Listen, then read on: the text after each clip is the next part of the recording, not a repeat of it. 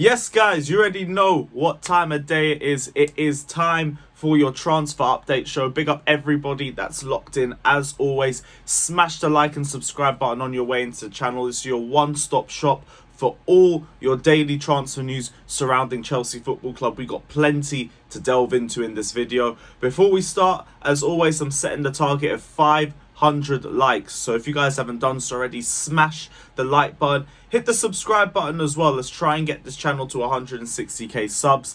And also press the bell notification button as well to be the first to know whenever we deliver transfer updates like this. Whenever you see watch-alongs from either Harry or from myself as well, as you guys will see on Saturday night for Chelsea v Club America. Check that out.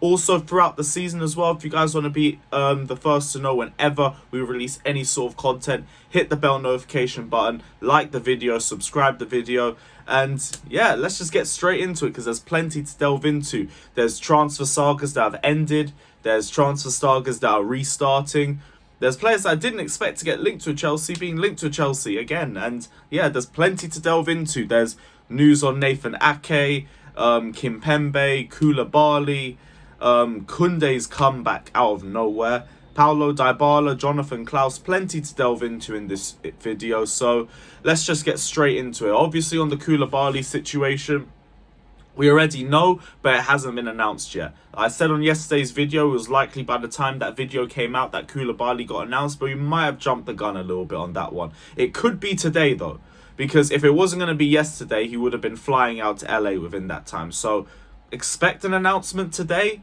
If not today, then maybe they just announce it at the Club America friendly or something like that. But everything's already been done. The medical was passed yesterday. He's already flown out to LA, so I'm guessing the advertising and everything would be done today.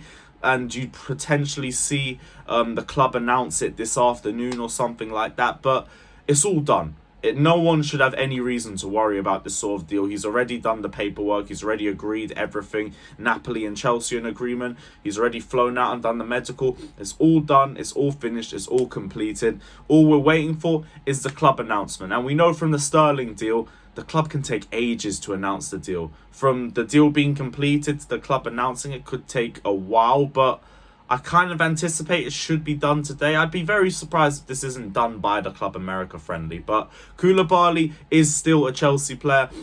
Check back on the previous videos if you want to hear the profile behind the player. But as a little spoiler for you, he is walking into England and becoming a minimum top 4 defender in the league. He is that good. His ball playing ability is world class. His aerial ability is up there with the best. The guy is an absolute dominator in the air.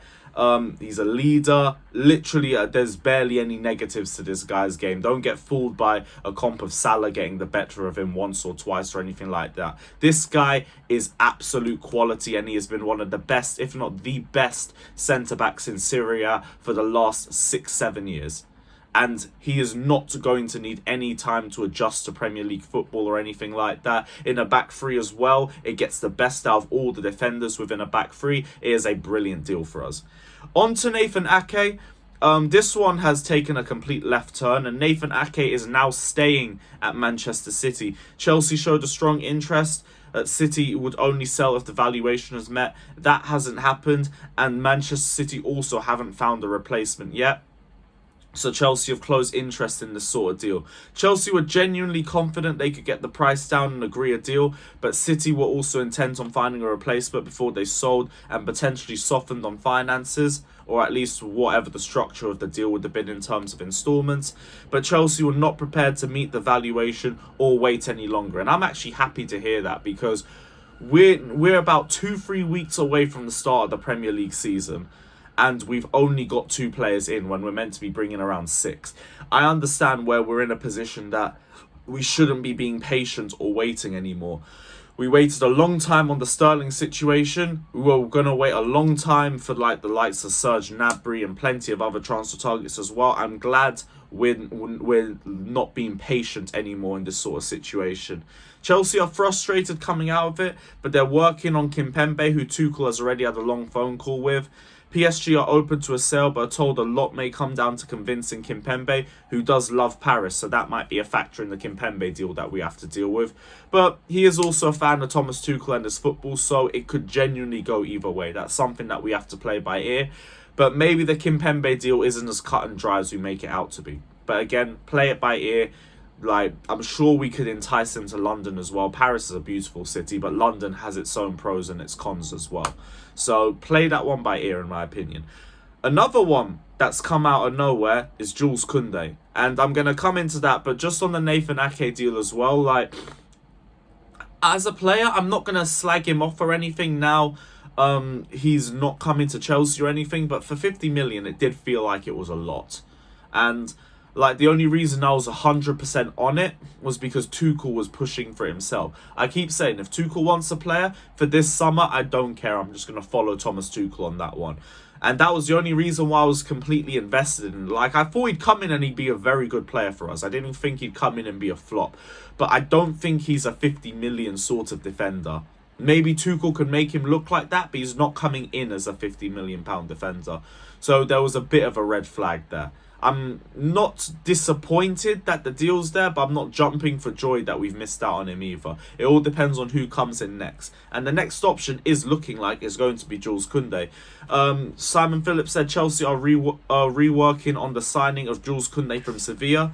With the deal being driven by Todd Boehly and co, it's a situation to keep an eye on. The main targets are Koundé and Kimpembe. And we've spoken about Koundé for a while because we've been linked for him for the last year. And we missed out on him because we sold Kurt Zuma too late. And then by that point, Sevilla had raised their valuation of him because of how close it was to the start of the new season.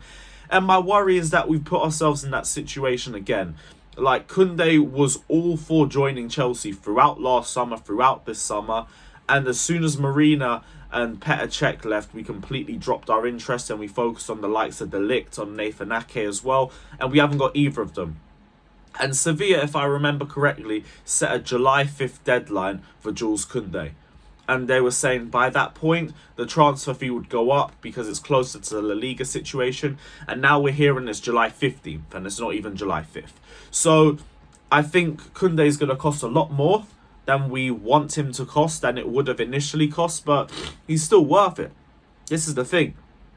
And I was all down for getting Koundé, even when we were linked with the Ligt and everything like that, because Koundé's way more versatile. He can play as a right back. He could potentially play as a right wing back. He could play all across the back three, left side, right side, in the middle. He's got great aerial ability for someone of his height. Don't get fooled by the fact he's like 5'10" or anything. He wins the majority of his aerial battles. He's very good on the ball. Strong tackler as well. No real issues with his game. I was all for him joining Chelsea. And he wanted to join us. He has pushed to join Chelsea for the last year, for the last 2 summer transfer windows. So I don't know why we left it this long. Better late than never. In that regard, like, if he comes to Chelsea, I will be just as happy as if he came to Chelsea a month or 2 ago. But it's gonna cost us a lot more now.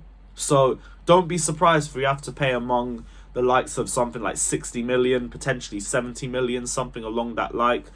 But we put ourselves in that situation. But he's a young, brilliant defender, already one of the top defenders in La Liga, and Sevilla know how much we need him, so don't expect the price tag to be anything short for us.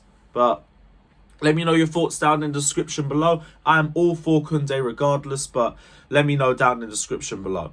On to Jonathan Klaus, who Chelsea were linked with, but this one has again gone quiet. And I don't really know why. And now Manchester United have joined the race for Jonathan Klaus as well as Marseille. And Marseille are also trying to compete a deal. United are only in talks right now. But both Chelsea and United are only moving for the fullback if players are sold. And that I don't really understand. Like, I understand the 1 in, 1 out rule that we're doing and everything like that. But Jonathan Klaus is a very affordable player. He's only going to cost around 10 to 12 million euros. And for Chelsea, that's a very affordable deal. Gives us depth at right wing back. He's a goal-scoring threat who's very good defensively. Had the highest goals and assists of any defender in the top 5 leagues last season. Is a Chelsea fan and wants to join the club as well. It seems very black and white. And I said that weeks ago when we were linked with him. So I really struggled to see why we still haven't pushed this one across the line. I think it's a great deal for us personally. And we should be all over it. Don't let him go to Manchester United, where they actually would have some attacking threat on the right-hand side. Don't let him go to Marseille as well for cheap, like he should be at Chelsea. And I don't get why we're taking so long in this deal, but hopefully Manchester United coming in for him wakes Chelsea up and we get a deal done. Because we don't need a player to go out for Jonathan Klaus to come in. Just bring him in. He's a cheap player. He's coming at an affordable price. He's got a year left on his contract. Go for it. Get the player in. Let me know your thoughts in the description below as well. But like, this one is so black and white, and I'd be very disappointed if we let this deal go through. Last but not least, we've apparently reignited our interest in Paulo Dybala. Simon Phillips says he's been told twice he's a real option in attack again. As of today, nothing is advanced in the moment. It is just talks. But for me, I'm surprised clubs haven't gone in for Dybala yet. I get he is injury prone and his stock has dropped a little bit over the last year or two. But seeing as we're running out of attacking options... I need to pause that. Yeah, seeing as we've run out of attacking options, I think he'd be a brilliant option for us. Like, he'd come in, be one of, if not our most creative player. Even with the fact that he's a free agent, I don't think he would command the starting position. He would be there for competition for the most part. And he would compete and have with Havertz in the middle for the false 9 position. Or potentially even playing as a number 9. He won't demand the first team spot. He will improve our link-up play. Not so sure about the wages. I think he was on about 220k a week at Juventus. But I still think with him being a free agent, you can afford to pay a little bit more with the wages. And like I said, Timo Werner's at the club. So if any experienced forwards come in demanding to get paid more than him, it is what it is. And we can only put our hands up in that situation. But for me, if Paulo Dybala is available and he wants to join Chelsea and it's affordable for the club and we don't have a lot of options, go for Paulo Dybala. Rafael Leao is unlikely, costs too much. Anthony costs too much. Hazard is unlikely. Who else? Gnabry is holding us down for a new contract at Bayern. Personally, go all in for Paulo Dybala. But let me know your thoughts down in the description below. I keep pushing this camera. It's ridiculous. But yeah, let me know your thoughts down in the description below on everything I've said. Let me know if you agree or disagree with any of my opinions. And we will be back tomorrow for the Club America preview. So check it out and check out the Club America watch along too. Like and subscribe. And as always, up the Chelsea.